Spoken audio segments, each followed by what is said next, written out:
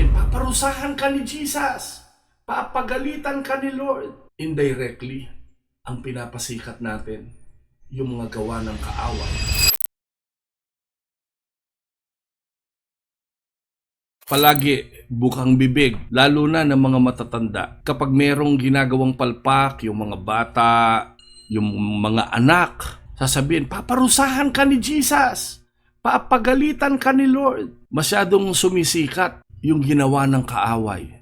Kapag po tayo, pinagkukwentuhan natin palagi yung mga negatibo sa loob ng tahanan. Indirectly, ang pinapasikat natin, yung mga gawa ng kaaway, hindi yung ginawa ni Kristo at patuloy na gagawin ni Kristo sa ating buhay. Akala po ng marami ay nakakatulong yun. Mas maganda na ang mas maintindihan nila ay yung kabutihan ng Panginoon at ano ang pwedeng gawin ng Panginoon sa mga ganong sitwasyon.